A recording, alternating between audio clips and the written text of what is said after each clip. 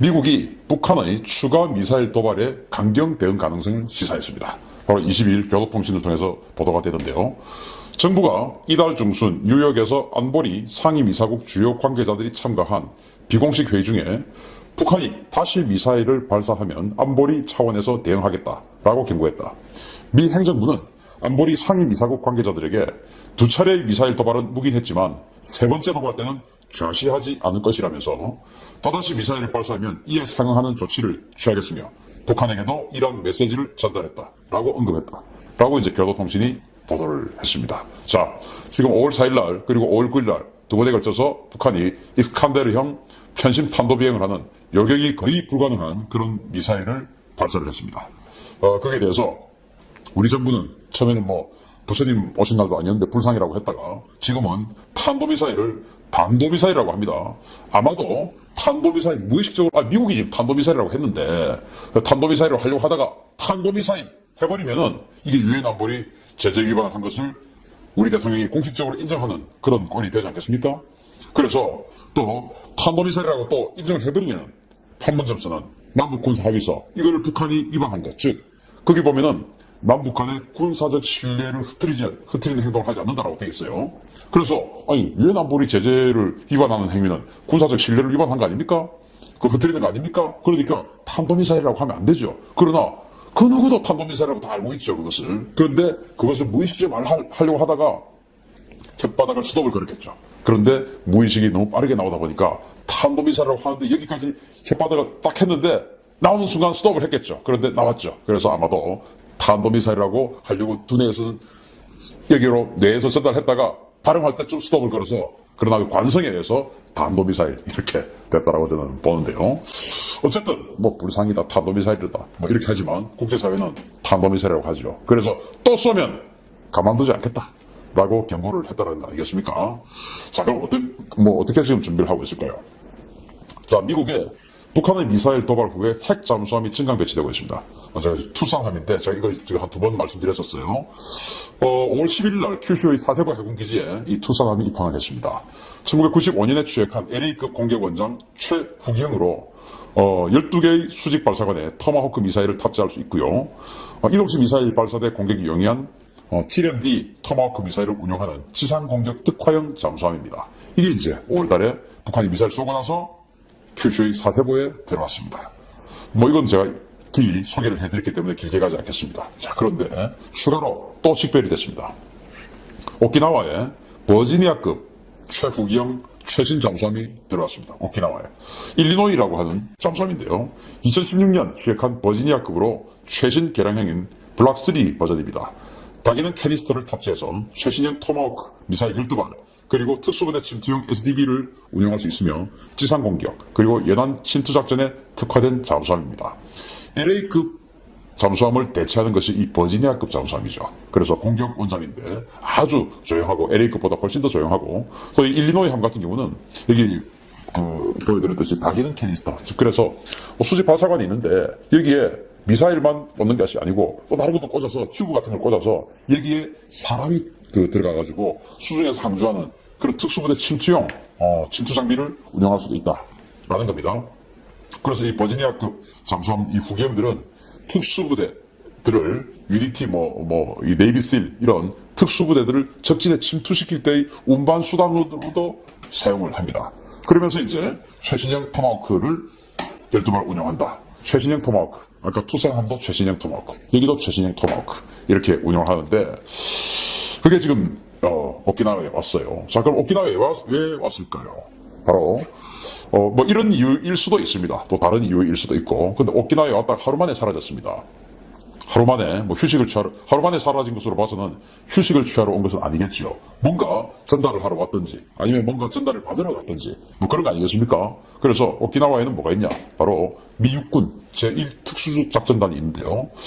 특수전 사령부 소속의 특수부대로 그린베르로 통칭됩니다.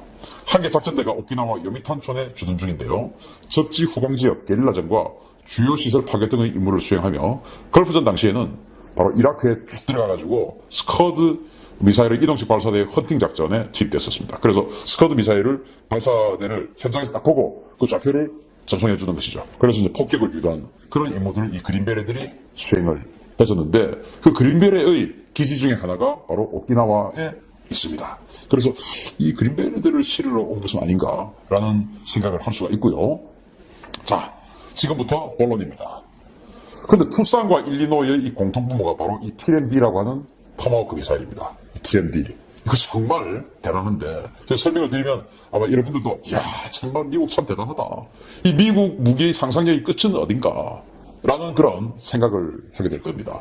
아마 이 TMD를 가지고 있는 이 군대가 우리의 동맹국이니까 이렇게 웃으면서 이야기를 하고 정말 든든하고, 이야, 좋다, 멋지다, 이런 생각을 때로는 할 수도 있는데, 이게 만약에 우리 적이라고 생각하면 정말 끔찍합니다. 끔찍해요.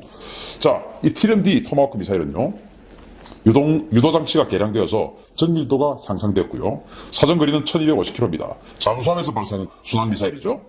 다중 목표 공격을 위한 지능형 자탄을 탑재합니다.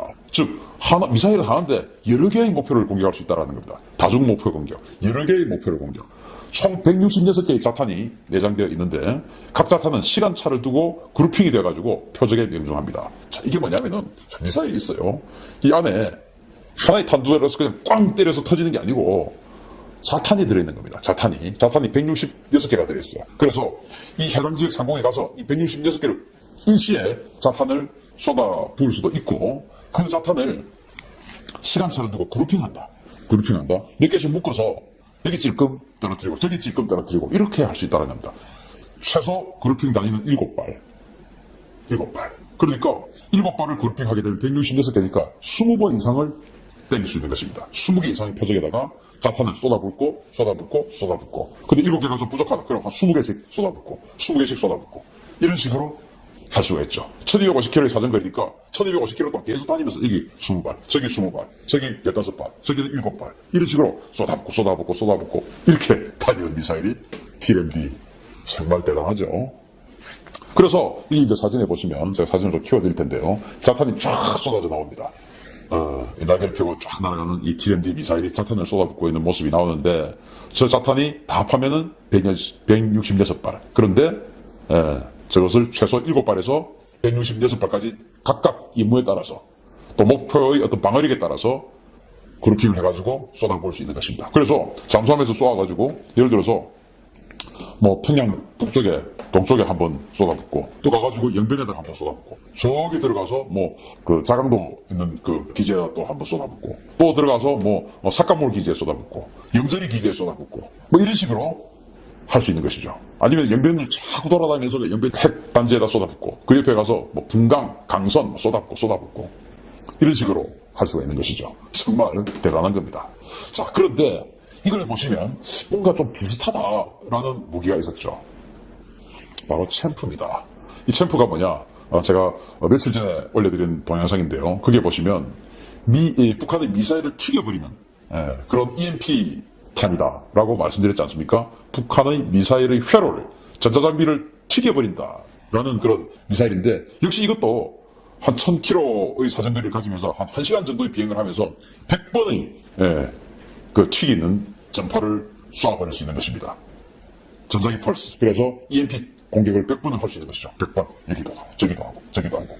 그러면서 이제 예를 들어서 챔프가 먼저 가서 그 EMP 공격을 해가지고 회로를 망가뜨려버리죠. 그래서 못 움직이게 만들고, 그리고는 뒤에 따라 이 TMD가 들어가서 자탄을 쏘아서 파괴시켜버리고. 자, 이렇게 짝을 지어서 작전을 시키면 정말 금상첨화가 되는 것이죠. 자, 맨 먼저 북한이 이제 이 이스칸데르 미사일, 뭐 노동 미사일, 스커드 미사일, 무수단 미사일, 이런 것들은 이제 그 이동식 미사일 발사대가 80대에서 한 100대 가까지 있지 않습니까? 그런 것들이 기지에 나와서 이제 한국을 향해서 일제히 공격하자라고 이제 하는 것을 탐지를 했습니다. 자, 그러면 상공에 딱 대기하고 있다가, 자, 북한 놈들이 지금 나왔어, 기지에서. 일시에 쏘려고 나왔어. 그러면 이것들을 확 쏴버리는 것이죠. 그러면 이제 여러 군데 나눠서 한 기지에 하나씩 쫙 들어갑니다. 그러면 이제 맨 먼저 이 챔프가 들어가서 잼밍을 막 해버리는 것이죠. EMP 공격을 막 해버리는 것이죠. 잼밍이 아니고 EMP 공격을 해버리는 것이죠. 그래서 회로를 태워버립니다. 회로를 튀겨버립니다. 그러면은 회로가 튀겨버리면 이 차도 못 움직일 것이고 미사일도 발사가 안 되는 것이죠. 왜? 전자 회로가 다 타버렸으니까. 그래서 꼼짝도 못하고 서 있는데 뒤에 따라서 이 TMD가 따라가서 자탄을 쏟아부어 버리는 것이죠. 이 차에다가 7발, 저 차에다가 7발, 또 이 차에 10발, 저기 10발, 이런 식으로 촥촥촥, 꽝꽝, 꽝꽝. 그리고 자, 여기 색감물 기지 클리어. 자, 영절이 기지로 가자. 영변 가자. 이런 식으로 꽝꽝 할 수 있는 것이죠. 정말 이렇게 챔프와 TMD가 짝을 이뤄서 같이 다니면서 챔프가 EMP 공격을 찔끔 그러면 뒤에 따라가면서 이 TMD가 자탄을 찔끔 둘 다 사정거리가 비슷하고 둘 다 순항 미사일이고 이렇게 하니까 그렇게 그룹핑을 해서 북한 전역에 동시에 한 20발 이상의 그룹을 쫙 보내버리면은 뭐 북한 전역 한 번에 다 제압이 돼버리겠죠. 정말 미국의 이 상상력 대단하고 그 상상력을 이렇게 실현시키는 능력도 정말 대단하고 부럽기도 합니다. 그런데 이 모든 무기들이 우리와 동맹국이기 때문에 동맹군이기 때문에 우리를 위해서 쓸 수 있다라는 그런 든든함도 한편으로는 가져보고요.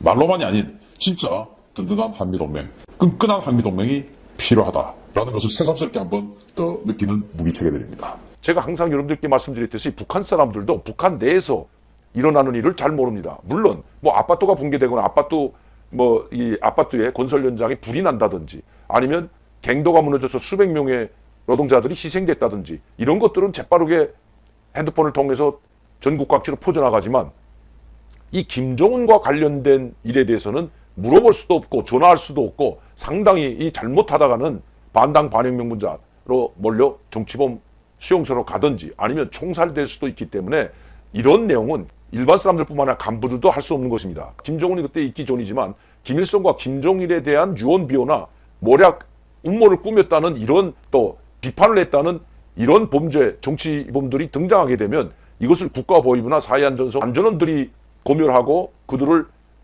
조사한 것이 아니라 바로 당좌인의 조직도부 10호실에서 이것을 취급했다는 것입니다. 국가보위원들이 그들을 취조하게 된다면 거기에서 김일성, 김정일을 욕했던 말들이 나오기 때문에 이것 또한 김정일과 김일성에 대한 권위와 위신에 대한 훼손으로 보기 때문에 함부로 입에 담지 못하기 때문입니다. 그래서 당전의 조직도부의 10호실을 신설했던 것입니다. 자, 이렇게 북한 김정은과 관련된 뭐 김일성, 김정일도 마찬가지지만 지금은 더합니다. 그래도 김정일 양력이나 아니면 그 내력 초등학교나 고등학교, 유치원까지도 다 나와 있지만 또 대학까지도 나와 있지만 김정은에 대해서는 완전히 베일에 감춰져 있을 뿐만 아니라 스위스 유학 갔다 온 다음에 어느 학교에 다녔다는 것이 일체 없습니다. 뭐 김일성 종합대학에 갔다든지 김책공업대학에 갔다는 것도 없고 제가 처음으로 김일성 군사종합대학에서 2년간 공부했다는 말씀을 처음 드렸습니다. 그때가 바로 2018년도였습니다. 자, 이렇게 김정은과 관련돼서는 철저하게 베일에 감싸져 있는 것은 그가 동창생이 없기 때문입니다. 초등학교, 중학교, 고등학교, 대학으로 올라오게 된다면 함께 같이 공부할 학생들이 있어서 그래도 그들과 이야기도 나누는 과정에 정보가 새어나올 수가 있습니다. 그러나 김정은은 그런 과정을 거치지 않았기 때문입니다. 지금 김정은과 관련해서는 북한에서도 엄청난 말들이 많이 돌아가고 있습니다. 죽었다, 살았다, 아니면 지금 나오는 사람은 가짜다. 예전에도 대역이 나왔다. 지금 약 140kg, 150kg에서 20, 30kg 뺀 지금 김정은은 가짜다. 이런 유머들이 엄청나게 많이 돌아가고 있습니다. 오히려 그쪽 북한에서 일어나는 이러한 김정은과 관련된 이야기들은 한 달이 건너 뭐 제3국을 통해서 오히려 저희들에게 물어온다는 것 여러분들께 말씀드린 적이 있습니다. 미국의 타블로이드 잡지사에서 23일 날 아주 중요한 기사인데 그것도 미 정보 당국의 관계자들, 중요 지체에 있는 관계자들을 인용하면서 김정은이 김여정에 의해서 쿠데타를 당하고 사살됐다는 보도를 냈습니다. 북김여정이 오빠 김정은 죽였나 이런 내용으로 잡지에 실었는데 이 타블로이드 이 잡지사가 김여정은 쿠데타를 일으켜 오빠 김정은을 살해하고 권좌를 차지했다는 내용으로 기사를 썼던 것입니다. 왜 이런 기사가 나올까요? 북한 내부에서 지금 어떤 일이 벌어졌길래 한 달 만에 나타난 6월 달에 나타났던 김정일과 7월 달에 나타난 김정일은 확실히 다릅니다. 몸무게가 한 달 만에 20, 30kg 쭉 빠진 완전히 다른 사람과 같은 모습을 하고 나왔습니다. 제가 여러분들께 여러 차례 말씀드렸지만 그래도 저는 김정은이 대역은 있을지언정 조선노동당 뭐 8차 당대이든 아니면 당전이 정치국 확대회, 군사 확대회에 나와서 연설하는 것은 김정은이가 맞을 것이라고 했습니다. 왜냐하면 조영을 비롯한 촬영에 당전의 정치국 상무위원들과 정치국 위원들이 바보가 아닌 이상 가짜가 나와서 그들에게 연설을 한다면 그들이 어떻게 생각하겠습니까? 이러 행사라는 것, 즉 뭐 아파트 현장을 돌아본다든지 농촌 현장을 돌아본다든지 여기에는 대역이 나갈 수 있지만 당장의 정치국 상무위원, 정치국 위원들 앞에서 연설하는 것까지 대역을 세울 수는 없기 때문입니다. 때문에 저는 김정은이 이번 구절 행사에 연설하는지 안 하는지를 지켜봤던 것입니다. 단 말 한마디도 하지 않고 나왔다 들어간 김정은. 이런 김정은들은 대역이 가능하다는 것입니다. 그러나 이번 국방전람회 20일은 이런 행사장에서 김정은이 직접 연설한 것은 이것은 가짜라고 볼 수가 없다는 것입니다. 그렇다면 왜 미 정보 관계자나 미 국방부 관계자가 이 타블로이드 잡지사에 이러한 정보를 제공했을까요? 이것도 북한을 뒤흔들기 위한 한 전술로서 하지 않았는지 의심되는 부분입니다. 그러나 북한 내에서 일어나는 일들은 누구도 정확히 알 수가 없기 때문에 특히 김정은 신상과 관련돼서는 전혀 알 수가 없다는 것입니다. 제가 아마 북한에 있었더라면 아마 친척들을 통해서 알 수도 있었는지 모르지만 김정은과 김여정, 특히 김정은 주위에 접근하기란 상당히 어렵다는 것입니다.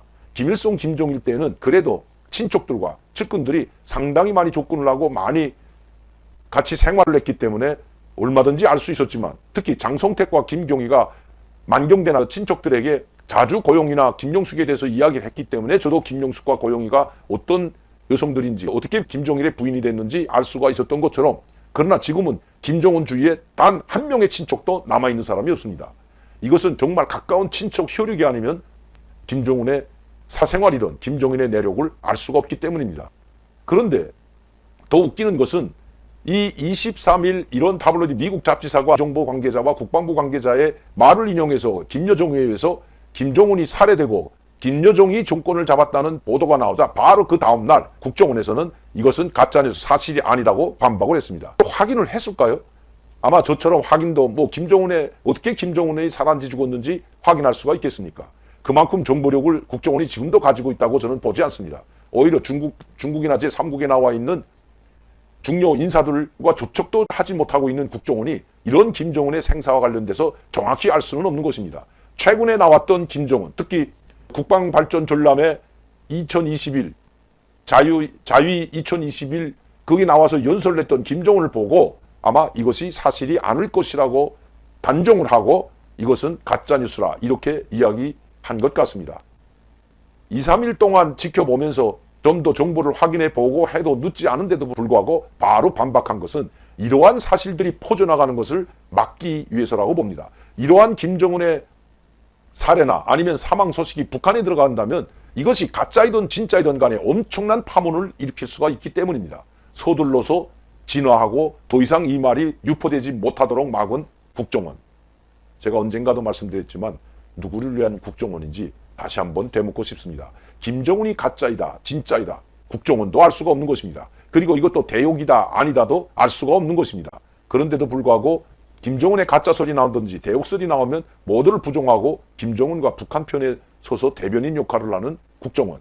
물론 혼란 상황을 막기 위해서 그런다고 이유는 그럴듯하게 될지 모르지만 이렇게 가짜다, 대역설이다, 사망설이 북한으로 퍼져나가게 된다면 그건 엄청난 파국적 일도 벌어질 수가 있기 때문입니다. 이러한 말들이 계속 북한에 들어가는 것이 오히려 김정은 정권을 흔드는 데는 상당히 유용하기 때문입니다. 아마 그래서 전략적 차원에서 미 중앙정보국이나 아니 미 정보당국이나 국방부 관계자를 인용해서 타블로이드 잡지사가 이 기사를 실은 것은 바로 이러한 전략적 목적도 있다고 보여집니다. 김정은이 지금 대화에도 나오지 않고 있는 마당에 이런 잡지사가 이런 기사를 흘리게 된다면 북한이 당황해야 할 것은 자명한 일이기 때문입니다. 그러면 어떤 식으로라도 또다시 북한은 반응을 보여왔던 것입니다. 김여정이가 과연 김정은을 제거하고 조영원이나 최룡해나 아니면 박정천과 같은 이 간부들과 손잡고 제거할 수 있을까요? 저는 불가능한 일이라고 생각합니다. 만에 하나 김여정이 자리에 김정철이가 가 있다면 또 모르지만 김정은의 이 동생은 김정은의 운명과 김정은이 날아가게 되면 자신의 목도 날아간다는 걸 너무나도 잘 알고 있는 사람이기 때문입니다. 오히려 김정은이 사망할까봐 전전긍긍하는 것이 김여정이라는 것입니다. 제가 그 문제는 저번에도 말씀드렸지만 현성월과 김여정과의 엄청난 갈등 때문에 현성월을 사라지게 했다는 것, 즉 치워버린 이 김여정, 다시 한번 그 내용을 말씀드리도록 하고, 김여정의 구테타설은 국정원이 이야기든 단방에 이것은 가짜뉴스라고 다루는 것이 아니라 어떤 내부에서 어떤 말이 나왔는지, 북한 내부가 지금 어떻게 들어가는지 동향을 더 파악하고 나서 지금 알아보고 있지만 지금 내부가 어떻게 돌아가고 있는지, 김여정과 김정은의 사이가 예전보다 나쁜지 좋은지 그걸 더 알아본 후에 여러분들께 말씀드리도록 하겠습니다.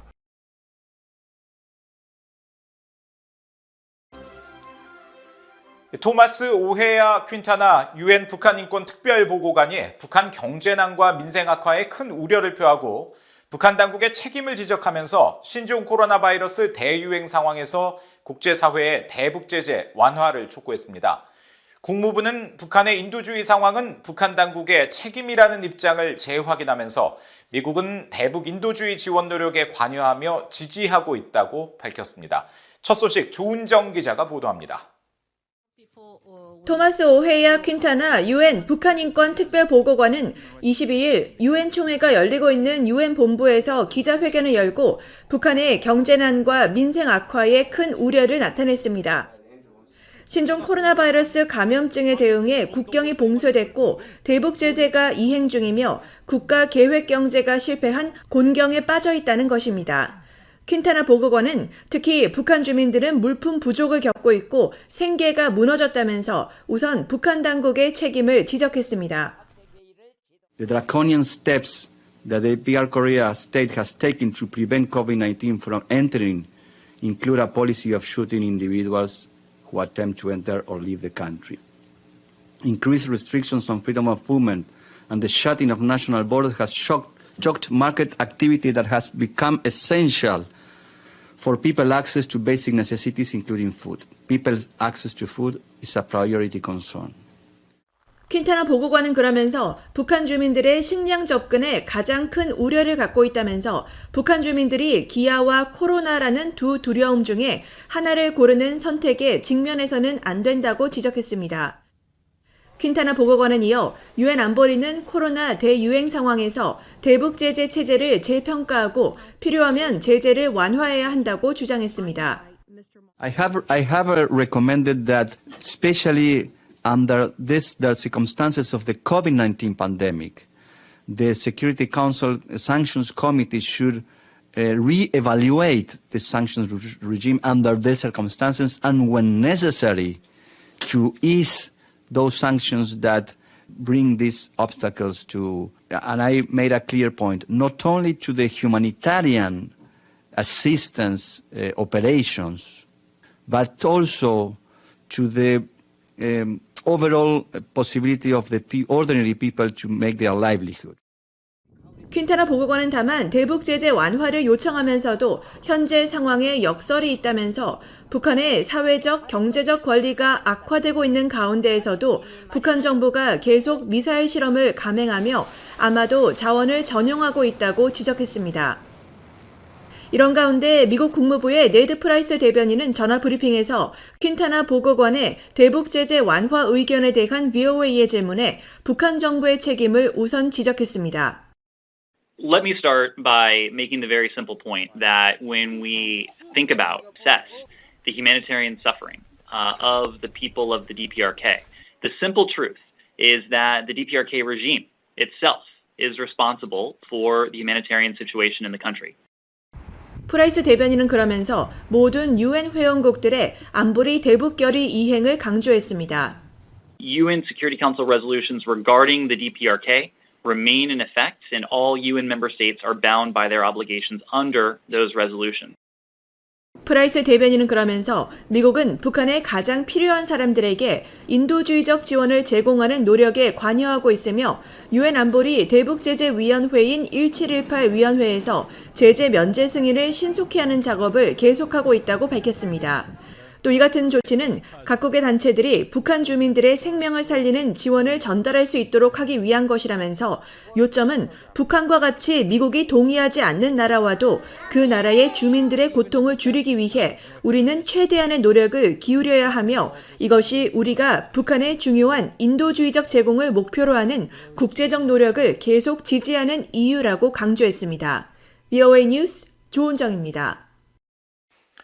미국 뉴욕에서 열리고 있는 제76차 유엔 총회에서 군축을 담당하는 제1위원회에 북한 핵과 탄도미사일 관련 내용이 포함된 결의안 3건이 발의됐습니다. 최근 공개된 결의안 초안에 따르면 먼저 영국과 캐나다, 한국, 일본 등 45개국이 공동 발의한 포괄적 핵실험 금지 조약 결의안은 북한이 안보리 관련 결의들을 위반하며 진행한 6차례 핵실험에 대한 규탄 입장을 재확인하며 안보리 결의 의무 준수를 북한에 촉구하는 내용을 담고 있습니다. 이어 미국 등 5개국의 공동 제안으로 발의된 핵무기 없는 세상을 향한 공동행동과 미래지향 대화 결의안에는 완전하고 검증 가능하며 돌이킬 수 없는 북한의 비핵화와 이를 위한 외교적 노력을 환영하는 내용이 포함됐습니다. 오스트리아와 아일랜드, 뉴질랜드 등 11개국이 공동 제안한 핵무기 없는 세계를 향한 결의안도 북한의 모든 핵무기와 기존 핵 프로그램 포기 약속을 지킬 것과 핵 확산 금지 조약 NPT 복귀를 촉구하는 한편 대북 외교 노력을 지지하고 대화를 권고하고 있습니다. 이들 결의안은 1위원회를 거쳐 오는 12월 유엔 총회 본회의에서 표결될 예정입니다. 북한이 미국을 향해 적대 정책 철폐를 거듭 요구하고 있는 것에 대해 미국 전직 관리들은 해묵은 주장으로 궁극적으로 미한 동맹을 끝내라는 의미라고 지적했습니다. 오히려 북한의 호전적인 수사와 행동이 적대 정책이라는 점을 분명히 해야 하며 북한의 실체 없는 주장을 확대 해석하지 말아야 한다는 주문도 있었습니다. 한지아 기자가 보도합니다. 북한과 비핵화 담판을 벌였던 미국의 외교 당국자들은 북한의 고위 관리들이 협상 때마다 적대시 정책 철회를 요구하면서도 정작 그 뜻을 물어보면 늘 답변을 회피했다고 회고했습니다. 크리스토퍼 힐 전 국무부 동아시아 태평양 담당 차관부는 VOA와의 전화통화에서 북한은 미북 협상 시 적대시 정책을 수없이 언급하면서도 분명한 뜻을 밝히지 않았다고 말했습니다. They're trying to say there's no point in talking because of our hostile policy, but they never defined what the hostile policy was that we needed to end. 조셉 디트라니 전 미국 육자회담 차석 대표는 북한의 적대시 정책 주장은 전술적 수단이라고 지적했습니다. 협상에서 진전을 보지 못할 때나 미국, 한국, 일본 등과의 관계가 만족스럽지 않을 때 적대시 정책이라는 용어를 사용하다가 막상 원하는 것을 얻으면 그런 말을 하지 않는다는 겁니다. They use it in a very tactical way. When they're not getting what they want, and they're not seeing progress, it's hostile policy. That's why there's no progress, hostile policy. If there's progress and things are moving forward, you don't hear the terminology. 에반스 리비어 전 국무부 동아태 담당 수석 부차관보는 적대 정책에 대한 북한의 태도와 요구는 상황에 따라 바뀌지만 결국 미한 동맹 종식으로 귀결된다고 밝혔습니다. Other North Korean officials have over the years said that they believe that the only way to end hostility is to end the U.S.-South Korea alliance, remove U.S. forces from the Korean Peninsula, and end U.S. deployments around the Korean Peninsula. That's what the North Koreans mean by ending hostility. 브루스 벡톨 엔젤로 주립대 교수는 북한의 적대시 정책 철회 요구는 단기적 목표로 제재 완화며 장기적 목표는 미한 동맹을 끝내고 한반도에서 우세한 위치를 차지해 한국으로부터 대규모 양보와 원조, 현금, 식량을 얻어내는 것이라고 진단했습니다. 수십 년 동안 한반도 긴장의 원인을 제공해온 북한이 미국의 적대시 정책을 주장하며 문제 삼은 것은 적반하장으로 북한의 대미, 대남 전략이 바로 적대시 정책이란 사실을 공개적으로 제기해야 한다는 지적도 나옵니다. The U.S. has not threatened to turn Pyongyang into a sea of fire, etc. So North Korea's language is belligerent and hostile. Its actions are belligerent and in violation of UN resolutions. So we need to point out